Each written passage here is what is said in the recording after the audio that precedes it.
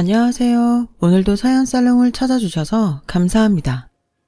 40대 초반 여성이에요.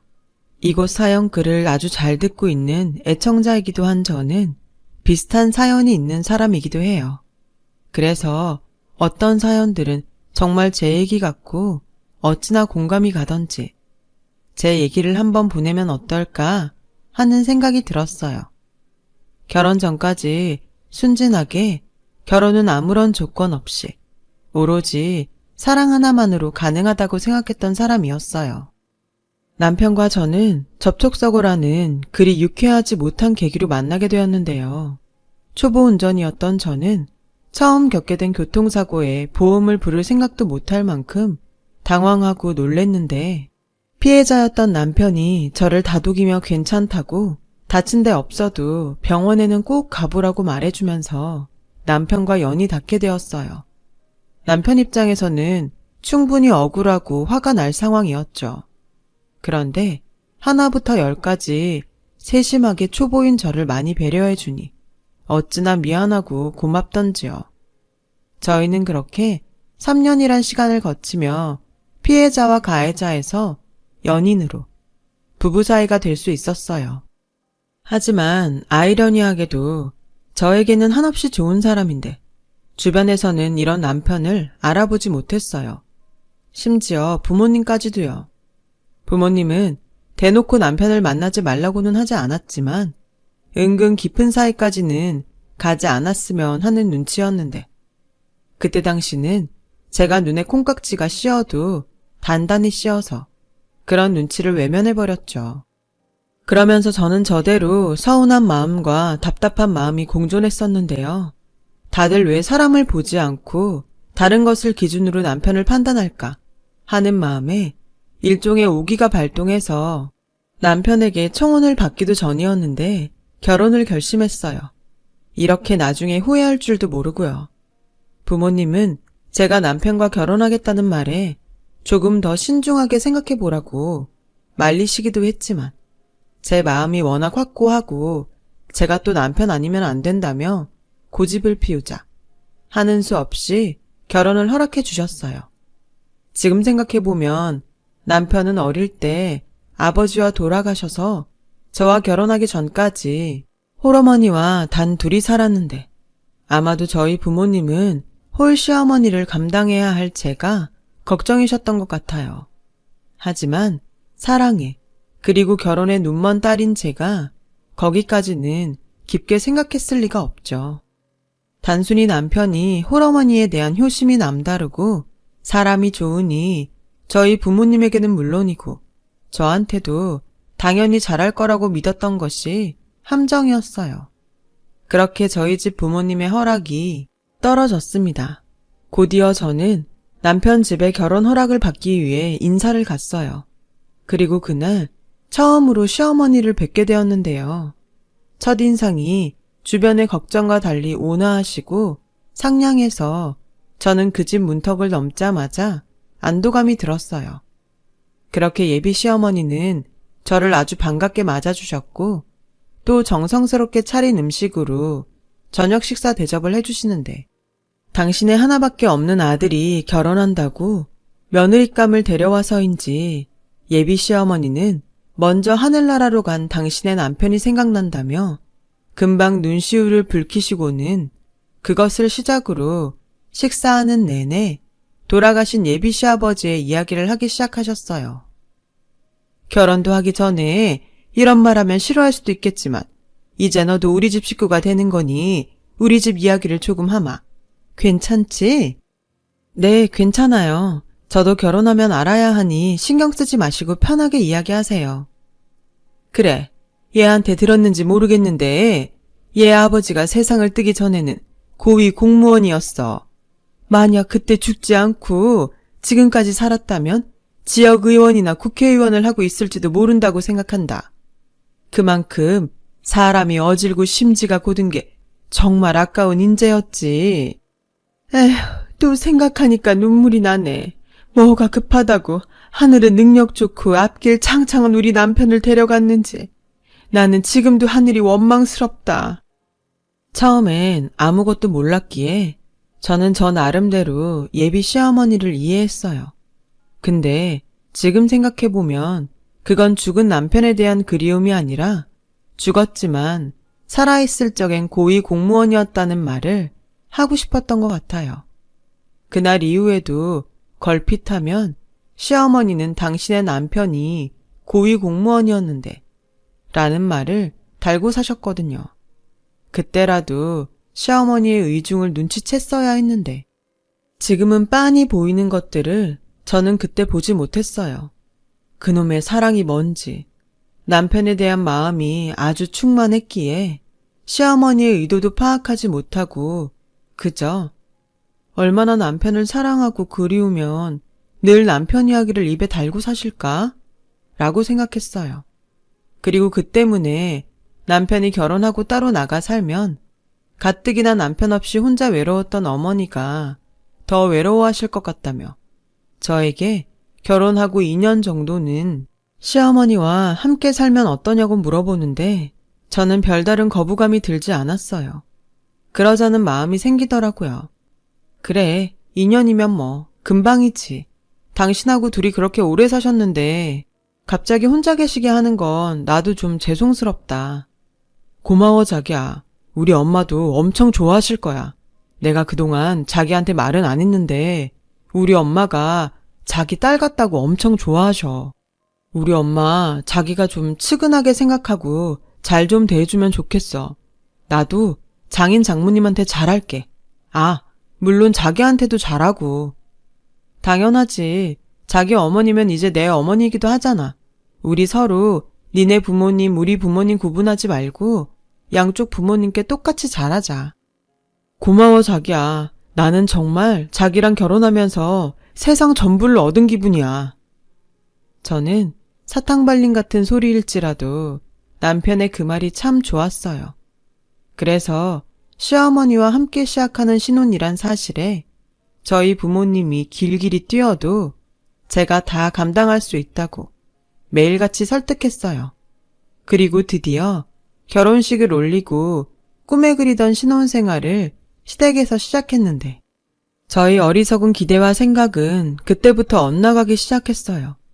그야말로 최악으로 치닫기 시작했죠. 물론 아주 처음부터 그랬던 건 아니었어요. 어찌나 자연스럽게 흘렀는지 지금 생각해도 너무 어이가 없네요. 저는 결혼하고 한 달 정도가 지나 다니던 회사 계약의 기간 종료로 본의 아니게 쉬게 되었어요.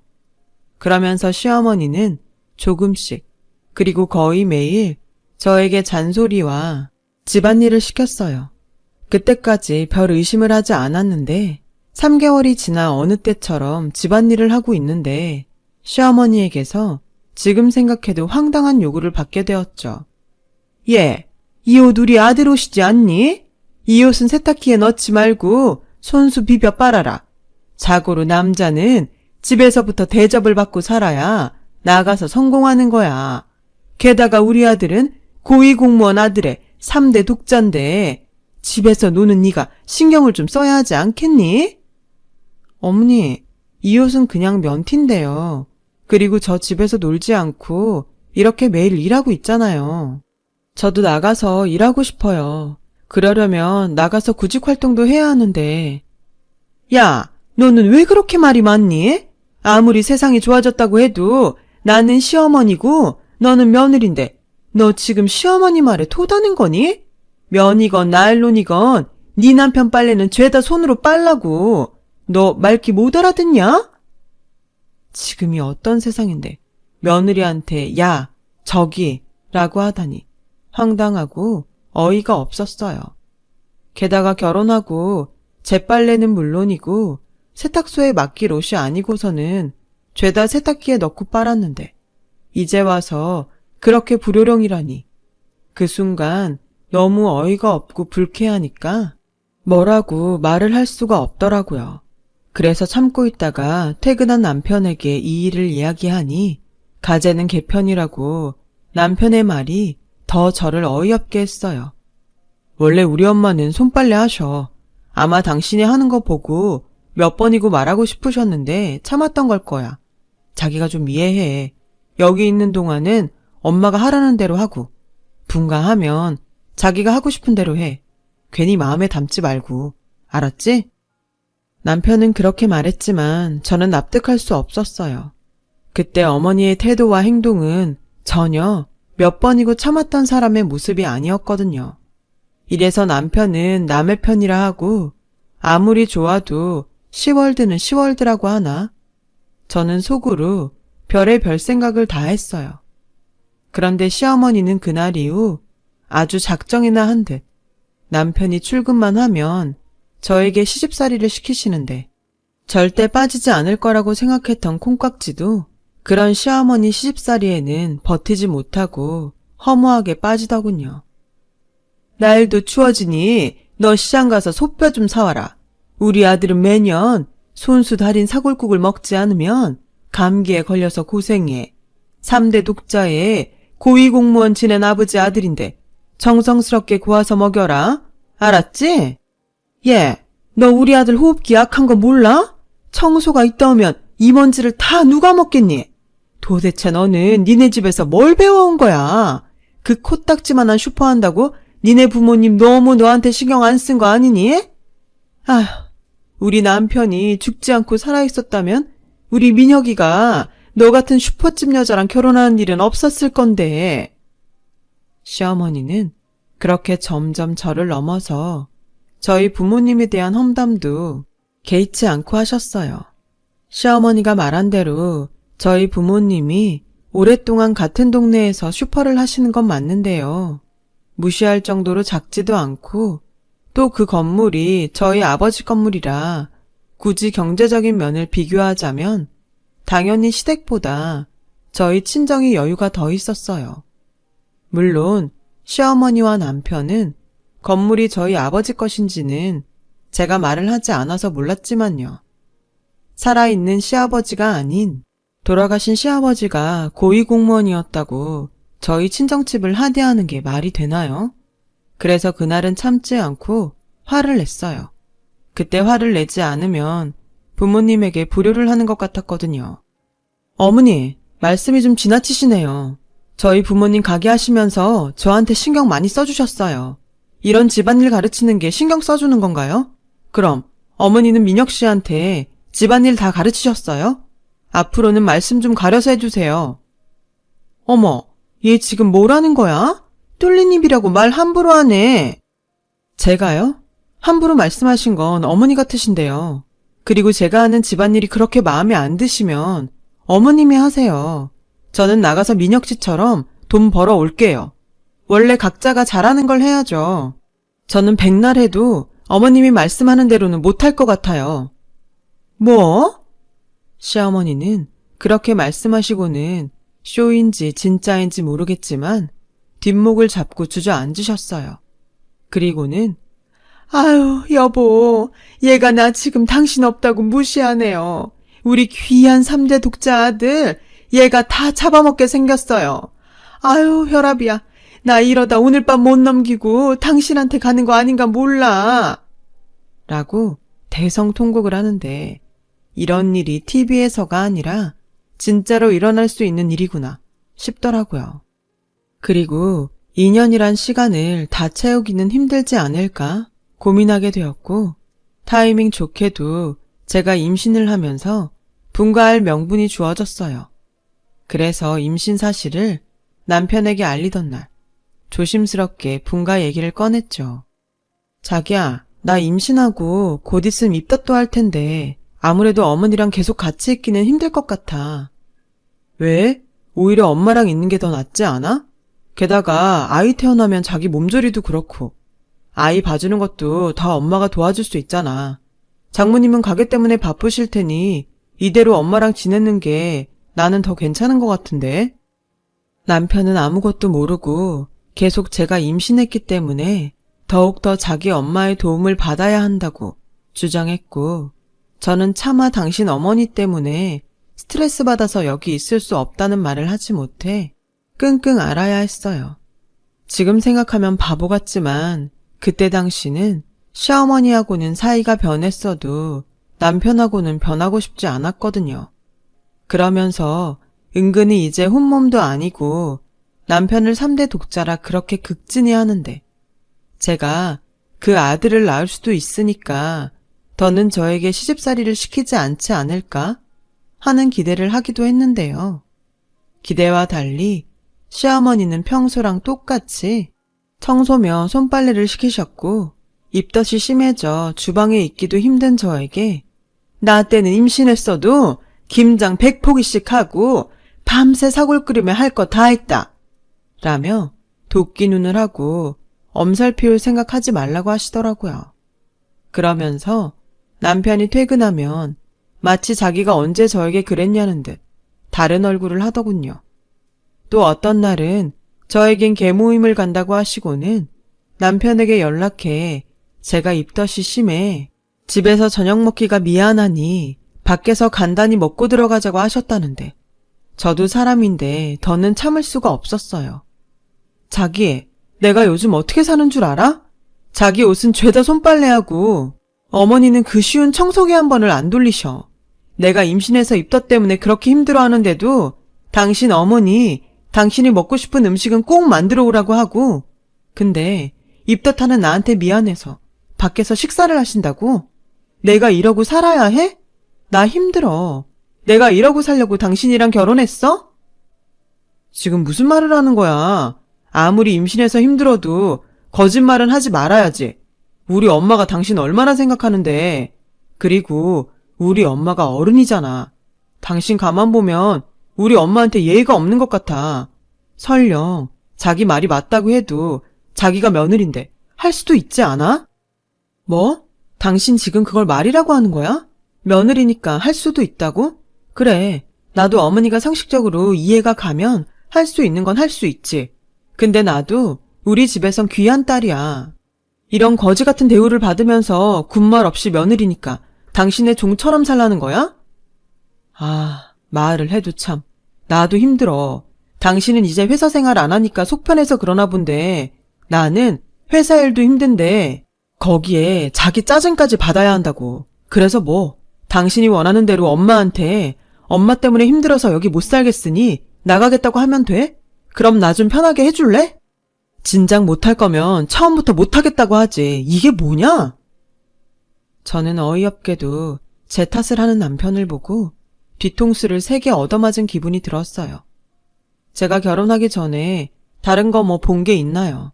사람 하나, 사랑 하나 봤잖아요. 근데 지금 제가 사는 꼴을 보니 왜 그때 사람들이 다 저를 말렸는지 알 것 같더라고요.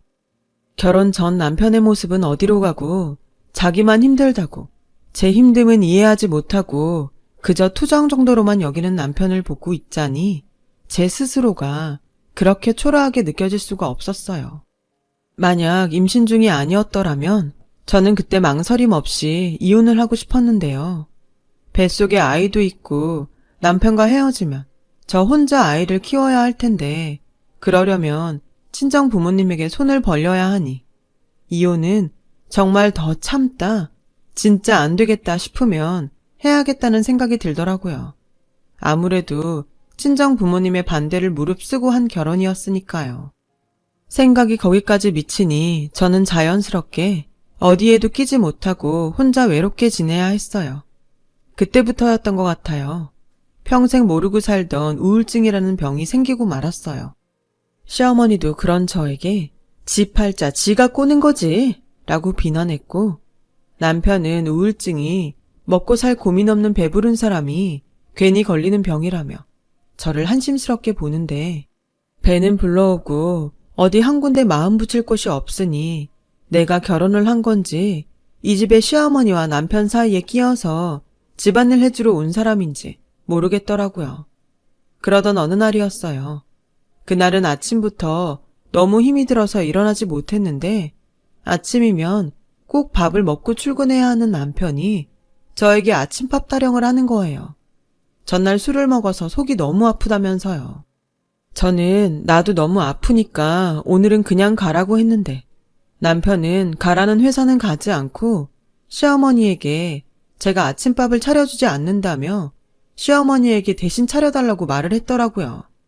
그러자 득달같이 시어머니가 저희 부부 방에 들어와 제 얼굴에 찬물 한 바가지를 뿌리셨죠. 저는 속수무책으로 찬물을 뒤집어 쓰고 놀라 자리에서 일어나게 되었어요. 남편은 자기 때문에 일이 커지자 도망치듯 그제야 출근을 했는데 시어머니의 만행은 거기서 끝이 나지 않았어요. 결국 아침밥을 굶고 출근한 남편을 보고 시어머니는 눈이 돌아 이렇게 말씀하셨거든요. 어디 감히 3대 독자 내 아들을 굶겨? 네가 그러고도 내 집에서 편하게 살 줄 알아? 너 같은 며느리 필요 없으니까 당장 나가. 저는 그때 잠옷바람인 채로 집 밖에 쫓겨났어요. 그때가 1월 한겨울이었는데 게다가 좋지 않은 몸에 찬물까지 뒤집어 썼으니 제가 느끼는 추위는 말도 못했죠. 제가 알겠으니 패딩이랑 지갑만이라도 달라고 그렇게 애원을 해도 시어머니는 닫힌 문을 열어주지 않았어요. 결국 추위에 떨다 쓰러졌습니다. 지나가는 사람의 신고로 병원에 실려왔지만 제가 정신이 들었을 때는 아이는 이미 저 멀리 떠난 후였어요. 엄마로서 자식을 지키지 못한 죄책감과 저를 이런 상황까지 내몬 남편과 시어머니에 대한 분노는 그야말로 저 자신까지 집어삼킬 정도였어요. 저는 그 길로 뒤도 돌아보지 않고 남편과 헤어져 그 망할 집구석에 다시는 들어가지 않겠다는 다짐을 했어요. 그래서 제 소식에 놀라 한 걸음에 달려온 친정 부모님을 붙잡고 그동안 당한 서름과 병원에 오게 된 일들을 모조리 이야기하게 되었어요. 친정 부모님은 아무런 연락도 하지 않았던 제가 그저 신혼 재미에 빠져 친정 부모도 잊고 사는 줄 아셨다며 저희 엄마는 울고 저희 아빠는 당장 시어머니와 남편을 가만두지 않겠다고 큰 소리를 내셔서 한바탕 소동이 일어나기도 했어요. 시어머니는 저희 아빠가 모든 사실을 알고 당신을 찾자 쌩하니 주랭랑을 쳤어요. 남편 역시 장인에게 혼이 날까 무서워 병원은 얼씬도 하지 않았는데 이게 그동안 함께 산 가족이고 남편이었구나 하는 허탈감에 그저 헛웃음만 나오더라고요. 어쩌면 제 아이도 이런 집에 태어나 같이 살고 싶지 않았던 것이 아닐까 하는 생각까지 들었어요. 저는 친정 부모님에게 이혼하겠다고 말했어요. 이런 상황에 이혼하지 않으면 그야말로 등신인 거죠. 저는 그렇게 병원에서 퇴원하고 집이 아닌 친정집으로 간 지 2달 정도가 지났는데요. 당장 제가 이혼하겠다고 할 줄 알았던 남편과 시어머니는 이상하게도 잠잠한 저를 보며 어쩌면 제가 이혼까지는 생각하지 않는지도 모른다고 생각한 듯 시어머니는 허무맹랑한 내용으로 문자를 보내왔어요. 그 정도면 너도 할 만큼 했다. 나도 참는데 한계가 있어. 딸 자식은 결혼하면 출가 외인인데 이제 그만 집으로 돌아와라. 이번 일로 너도 반성 많이 했지? 반성 같은 소리 하네. 저는 끝까지 경우 없는 시어머니의 태도와 그때까지도 연락 한번 하지 않는 남편에게 괘씸해 남편에게 이혼하자고 먼저 연락을 했죠. 남편은 알겠다며 제 짐이 집에 있으니 와서 이혼 서류에 도장도 찍고 짐도 가져가라고 하더군요. 저는 알겠다고 하고 그날 저녁 이혼 서류 준비를 해서 다시는 가고 싶지 않은 시댁으로 들어갔어요. 시어머니는 저를 보자마자 도끼 눈을 하며 들고 있던 리모컨을 던지는데 저도 화가 나서 땅에 떨어진 리모컨을 주워 시어머니가 하신 대로 똑같이 던져버렸어요. 어머, 얘 하는 행동 봐. 이래서 사람은 가정교육이 중요한 거야. 니네 부모님은 여태 너를 집에 돌려보내지도 않고 뭐 했다니? 아, 그 코딱지만한 슈퍼 하느라 너한테 관심도 없지? 저기요, 전에도 말씀드렸는데 저희 부모님 저한테 관심 엄청 많으세요. 눈 있으면 이것 좀 보실래요? 저는 미리 준비한 등기부 등본 봉투를 시어머니에게 리모컨 던지듯 던졌어요.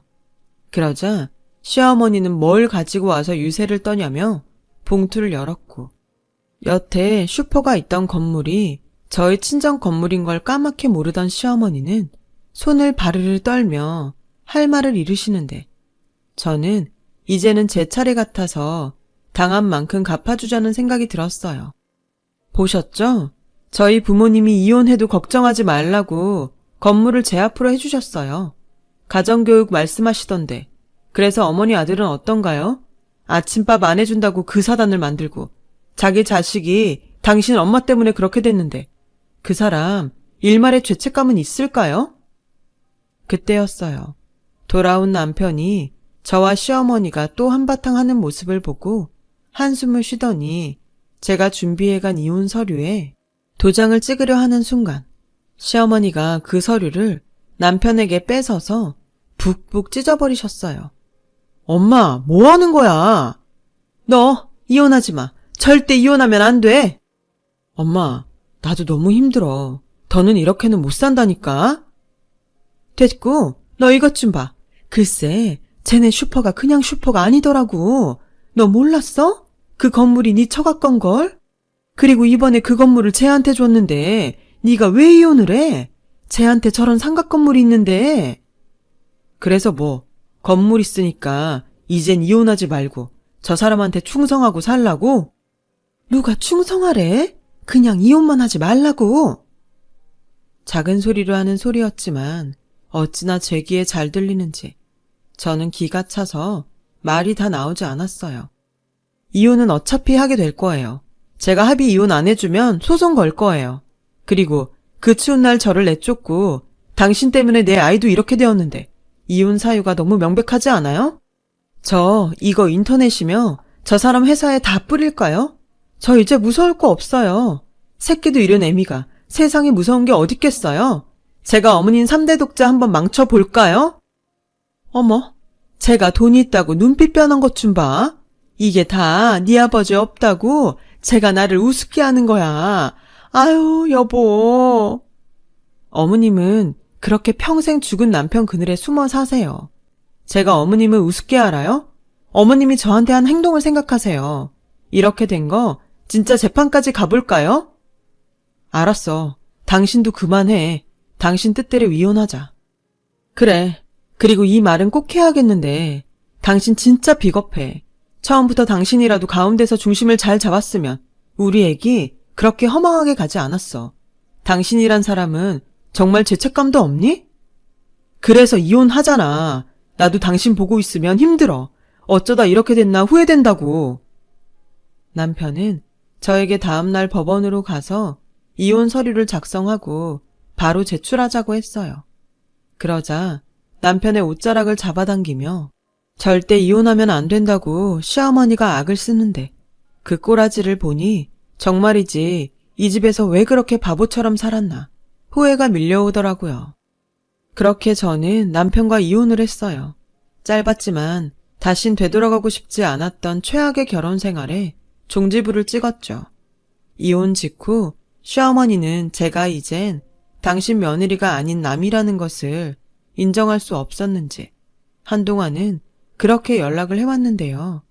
어떤 날은 불같이 자기 3대 독자 아들 이혼남 만들었다고 화를 냈고 또 어떤 날은 자기가 반성을 많이 했다며 미안하다고 이제라도 잘 지내보자고 말을 하는데 무슨 조울증 환자도 아니고 나중엔 무슨 짓을 할까 무섭기까지 해서 핸드폰 번호를 바꿔버렸어요. 그 후 정말로 자유를 얻었고 그동안 뺏긴 시간을 보상이라도 받듯 재취업에 성공했어요. 이번에는 계약직이 아닌 정규직으로요. 건물은 형제가 없던 저이기에 원래 친정아빠는 당신이 먼저 세상을 떠나면 엄마에게 건물을 줬다가 저에게 상속되게 하려고 하셨는데 무슨 성견지명이 있으셨는지 제가 결혼을 하고 나니 저에게 든든한 무언가가 있어야겠다는 생각이 드셨대요. 그래서 엄마와 이야기하셔서 저에게 이전시켜 놓으셨던 거더라고요. 부모님이 주신 건물에서 월세가 들어오고 또 공실이 있어서 가게라도 시작해 볼 수 있었지만 아무래도 저는 사회생활이 더 적성에 맞는 것 같았어요. 그동안 회사를 가지 않는 내내 그렇게 회사 다녔던 제가 그립더라고요. 그래서 저는 건물 명의만 갖고 건물에서 나오는 월세는 다시 부모님에게 드리고 있어요. 사실 그게 맞기도 하고요. 지금은 매일 똑같은 일상이지만 되찾은 평범한 행복이 마냥 소중하기만 합니다. 이런 소중한 행복을 이제는 절대 무슨 일이 있어도 놓치는 일은 없을 거예요. 하늘에 먼저 보낸 제 아가를 위해서라도 저는 꼭 그렇게 살려고요. 지금까지 저의 이야기를 들어주셔서 감사해요. 이렇게 애청하는 곳에 제 이야기를 털어놓으니 마음이 한결 가벼워지는 것 같네요. 여러분들에게는 어떤 아픔도 없이 항상 건강한 행복이 함께하길 기도하겠습니다. 여러분, 사연 댓글에 응원과 현명한 조언 부탁드려요. 좋아요와 구독은 저에게 큰 힘이 됩니다. 오늘도 좋은 일 가득하세요.